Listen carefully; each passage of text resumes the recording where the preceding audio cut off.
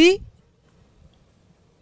बिना झिझक के, बिना डरे अपनी बात अच्छे से रख सकता सरकार के सामने, राइट?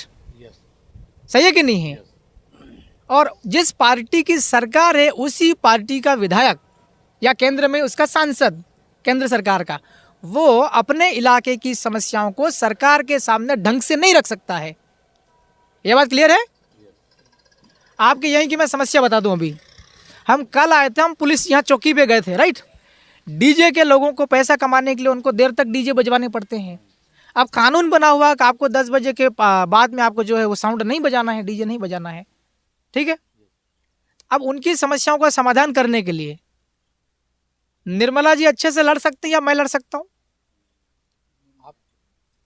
निर्मला जी लड़ सकते हैं,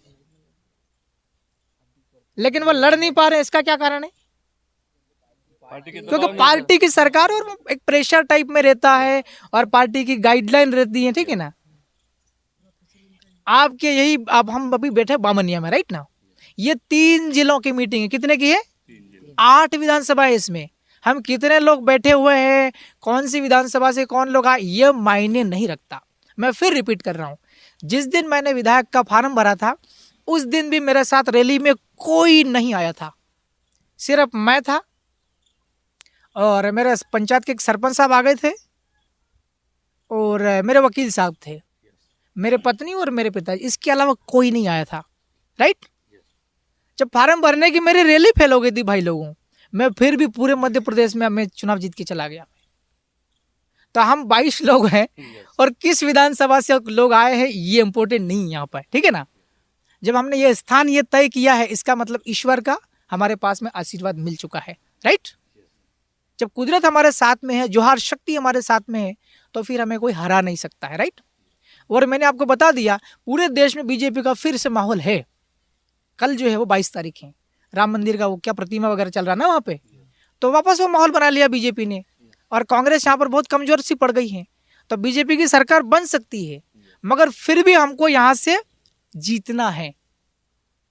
सही है कि नहीं है? क्योंकि हम यहाँ पर जीत के जाएंगे तो लोकसभा दिल्ली के अंदर में इस इलाके की समस्याओं को अच्छे से उठाएंगे और ढंग से अपन बीजेपी के रहेंगे नहीं तो अपन आंदोलन भी कर सकते हैं, सरकार को दबा भी सकते हैं अपन सड़क पे उतर के, राइट? तो हम कुछ बातें मनवाना चाहते हैं तो लोकसभा के अंदर में बात रखेंगे, और अगर हमारी बात नहीं सुनी जाती है तो फिर सड़क जिंदाबाद। समझ रहे हो कि नहीं भाई? आंदोलन है, अच्छे अच्छे लोग झुक जाते हैं यार। आंदोलनों से अंग्रेजों को भगा दिया है, तो क्या ये मध्य प्रदेश की सरकार और भारत की सरकार नहीं झुकेगी क्या? वो हमें तरीका होना चाहिए, हमें आंदोलन करना कैसे है। सही है कि नहीं? हाँ, सदन के अंदर जीतने के बाद और बाहर निकल के सदन के बाहर सड़क पर, है ना? वह हमारा दिमाग होना चाहिए कि हमें करना कैसे, अपनी बातें मनवाने के लिए, अपनी मांगे मनवाने के लिए, अपना अधिकार हासिल करने के लिए, राइट? उदाहरण के लिए हम लोग अभी हैं बामनिया में, हाँ अपन बामनिया बैठे हुए, अभी ये जिला पड़ता है झाबुआ। इस झाबुआ जिले में हम लोग, ये जो स्टेशन यहाँ पे है बामनिया स्टेशन है, रेलवे स्टेशन, यहाँ रोज आप सुबह सुबह देखोगे कौन सी गाड़ी चलती हो, ट्रेन चलती ना, इस डेमो में बैठ बैठ के बहुत लोग, हजारों सैकड़ों की तादाद में तो रतलाम में आते हैं, राइट? मजदूरी करने के लिए, है ना? महिला है तो जरा सा बच्चा 2-5 महीने का उसको टांग रखा है, राइट? और आदमी है तो शादी करता है और शादी नहीं करने का पहले भी मजदूरी करते हैं, शादी करी पत्नी आ गई, बीवी को लेकर के रोज दिहाड़ी मजदूरी पे जा रहे हैं। यह समाज जो है वो इस इलाके का जो आदिवासी समाज है खासकर, हालांकि अपन सभी समाज के लिए काम करते हैं, मगर आदिवासी समाज आपके झाबुआ जिले का है कमजोर की नहीं है? है? और बाहर मजदूरी करने जाने से नुकसान क्या पता है कि नहीं आपको? हमारे बच्चे पढ़ नहीं पाएंगे, माँ बाप तो बाहर मजदूरी कर रहे हैं, कैसे पढ़ेगा बच्चा? जब पढ़ाई ही नहीं होगा तो आगे प्रगति करेगा क्या वो? नहीं हो पाएगी, है ना? बाहर महिलाएं लड़कियां जाती हैं ये मजदूरी करने, क्या ये सुरक्षित है वहाँ? क्या इनके शरीर के शोषण भी हो सकता होगा कि नहीं वहाँ पे? बात समझ रहे हो कि नहीं?